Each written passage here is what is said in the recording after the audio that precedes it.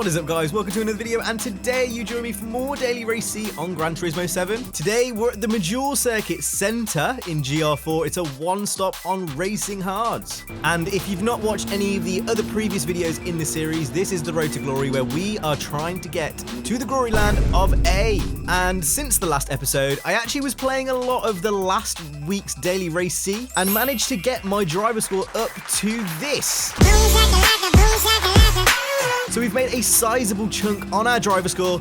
We are edging ever closer to the land of A. But with all those formalities out of the way, then let's go ahead and get straight into race 1. Here we go at lights out. We qualified quite well in this race, a P3. This was early on the day on a Monday. As you can see, we're navigating turn 1 quite cleanly. It was a nice change this week. We actually had quite a lot of clean racing. There wasn't too much scuffles. Not to say that there wasn't any, there absolutely was, and you'll see that later on in this video. But let's quickly talk about this car and track combo. A strange one, a magic potion. I quite like Major Centre, but with the racing hard on the GR4s, I did think it was a bit strange for a Daily Race C, to be honest. I think this race would have been actually completely fine if they just made it racing softs with higher increased tyre deg. The tyre deg was at 1. So it was literally, you had to take a stop, but there was not really any jeopardy at the stop.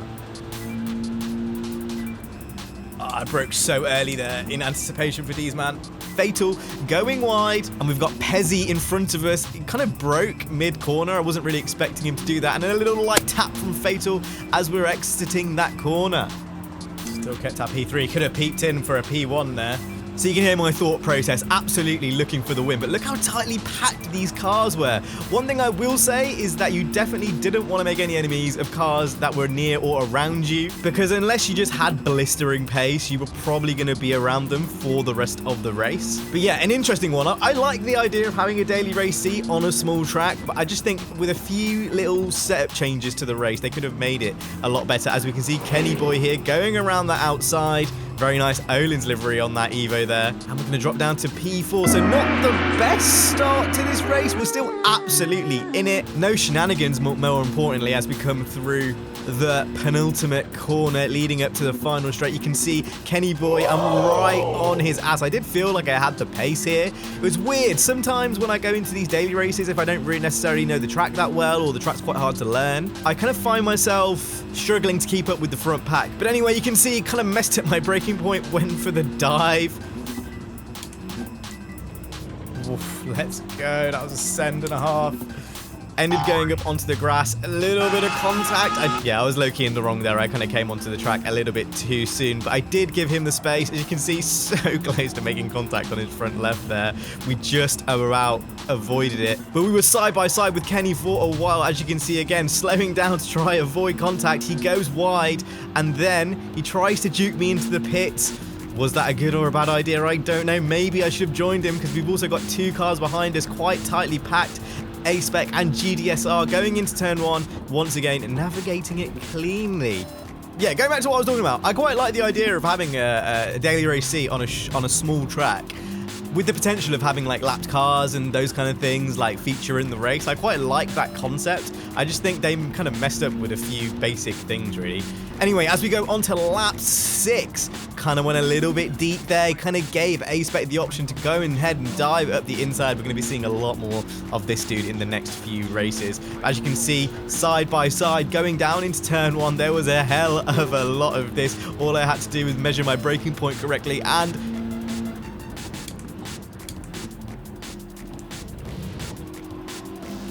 okay, let's go.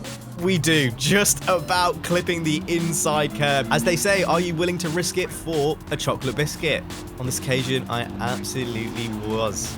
Cookie Monster. But you can see this battle doesn't let up. We go down the back straight, and oh, you know what? Looking back at that now, I will take full responsibility for it. I wasn't anticipating, obviously, to clip the curb and lose track of my car. Kind of low-key good that he was there, to be honest. You can see here, just a little bit of a snap oversteer moment. He did stay on the track. I went off the track. I had damage and then a little bit of an unsafe join. But I did have damage on the front and the back of my car. So I thought it made sense to follow A-Spec into the pits for our mandatory stop on lap 8 so we can go ahead and get rid of that damage. And we do come out into a little bit of traffic. Not awful, but there definitely was a little bit of traffic. Anyway, skipping over to lap 10 here, you can see I am hunting. There's a whole giggle of cars in front of us. I can see all the way to P5. That's such a big DR haul difference. As you can see, Major, I'm having a bit of a spinny moment. Don't know whether Steel kind of span him out there. I'm trying to kind of inch on the inside of A-Spec here, still trying to give him the space. You can still see how tightly packed this grid is even after the pit stop. As we're going into the penultimate corner here, no one's going to try it this time, and we're going to go ahead and set our sights on to Steel, onto Steve Beef. Did I call him Steel earlier? Or I might have called him Steel earlier. A strange name from the Belgian. Anyway, here we go into turn 1 once again, and you can see we've kind of caught up to Mr. Beale here in the Baskin Robbins Evo. What a funny little pink livery, my man. And the next few laps was just basically trying to catch up and seeing if we can basically kind of go ahead and mount a move. These Evos, it was a strange one. It was a very, very strange one. I'm not going to say I'm the biggest fan of driving all-wheel drive in this game over rear-wheel drive. I think I much prefer rear-wheel or front-wheel drive cars. I just don't know. I find it a little bit harder to kind of direct where the car's going with an all-wheel drive car in comparison to a rear-wheel drive car. They may be a little bit easier to drive, but honestly, I think looking back on it now, I probably should have picked the 155 Alpha. Anyway, as we're going into turn 1 here, you can see a fat dive from yours truly. Are we going to make it? Bit too deep. No, same again, dipping the tyre onto the grass, but somehow we managed to keep this position. I probably should have got a track limits there for that. I definitely got a lasting advantage by going off the track. And Bill was not having any of it. As you can see, he clips the curb, goes straight into me. In the moment, I wasn't very happy with this, and you can see A-Spec squeezing through that gap that was left. But to be honest, having watched this back now, I kind of low-key did the same thing to A-Spec earlier, so I can't really be mad. We did have a bit of front right damage, but it does end up healing pretty fast, so it kind of becomes a little bit of a non-issue. And obviously I think Mr. Beale there has probably come out the worst of the two, as he's dropped all the way back to what, like something like P10 now. Anyway, skipping forward to the next lap, we can see Dusty in the Alpha. It was kind of the off-meta car. I thought he might have gone for a dive. I gave him way too much space, and he's gone for the overtake, and just like that, we are tumbling down the order. This race, once upon a time, could have been a podium, and now we're looking at just limiting our driver loss, and to be honest, nothing much happened. I did fine with a lot of these races. It was a lot of this, really. It was a lot of following the cars in front, but not seeming to break down that kind of gap. As we can see in front of us, A-Spec's got a 1.5 second penalty. What is that for? Potentially track limits? Don't really know how you can get a 1.5 second penalty for track limits on this track. It seems to be pretty generous, but we go for the overtake. He doesn't seem to fight it too much, so thank you for the clean racing. Even after I made that very bad contact with you, he still gave me the grace. He still gave me the space. What can I say? This is mid-driving at its finest. As we're going into the penultimate corner, we can see A-Spec has to serve that penalty, and now our sights are on P6 with 3 laps to go. So for those that don't know much about Gran Turismo, if you kind of end up in a P6, P7, P5, that's kind of like a neutral driver rating. You won't get much of an increase, won't get much of a decrease. So at this point, I was looking to get P5 to hopefully kind of get the best result from this recovery race. But we can see P7 behind us. He's starting to group up. And all of a sudden, this is no longer a two-way battle for P5. It's looking like a three-way battle for P5. As we go into the final lap, the gap's still pretty much the same. 3/10 in front, 4/10 ahead. And, well, I'm going to let this one play out. Oh, I had to try something. I think we're just going to get him. Oh! Yo, did he get me? Oh, we just got P6. Holy sh! I was... Whoa! That lap... Oh! What? What a battle to end that race. 2,000th in it. Literally absolutely nothing. A snapshot finish, which fortunately means our driver score will have a positive gain in this race, but clenching stuff at the end of that one. Anyway, we're going to go into the next race. As you can see, we qualified well in this one as well, another P3. I'm finding that as long as I spend a bit of time in qualifying, I usually can qualify pretty well currently with where I'm at in the driver ratings, kind of like in that kind of upper B. Usually I just need to spend like a little bit of time in quali, just making sure that, you know, I qualify well, and then I can kind of usually get in the top half of the grid. And not a lot happened really until the end of lap 2, where we can see John117, Master Chief himself on PlayStation ? Went off the track, and yeah, basically that was it. We secured the P2. That was literally the whole race.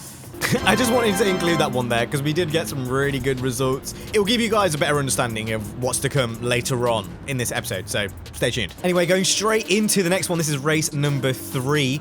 We qualified P3 in this one, so again, in the top 3, looking for the win. We had some really good results, some really good podiums, but the win was eluding me. Surely we couldn't get a win second week in a row, could we? We managed to navigate turn 1 nice and cleanly on the back of the Spaniard and the German in the Pepsi and Blue Evos respectively, and he was definitely willing to risk it for a chocolate biscuit, mounting the curb. Riding the curb like Lil Nas X, as you could say, potentially. Anyway, going into lap 2, you can see we're still on the back of these two. They got a little bit of a gap, but to be honest, we're so early on in the race that it doesn't really matter so much. But Aaron, on the grass, but manages to keep it on the track, surprisingly enough, and doesn't seem to lose that much time to me. I'm telling you, Polyphony, I know you're getting a lot of stick for this race. I had some really good racing on this track. As you can see, we're getting real close to Aaron's back end here, but he does get a better exit.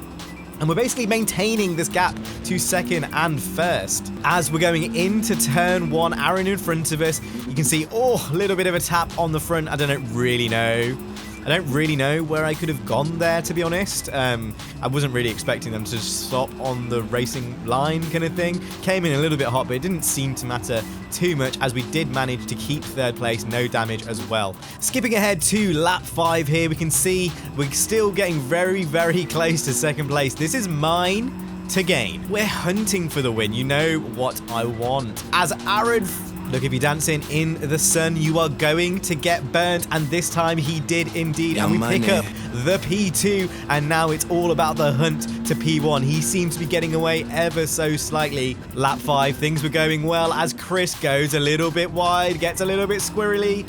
And now, honestly, I'm thinking P1. Let's have it. Quite unexpectedly, really. Aaron went in the pits here. I thought that was a bit of an interesting move. I didn't really want to risk getting caught in slow traffic, so we actually didn't do anything, but unfortunately we do dip it onto the grass. My mediocre driving once again showing its face, and we let MD Ruffy back into this race, funnily enough in the G70, an off-meta car. This guy had some real pace, a 47.2 fastest lap.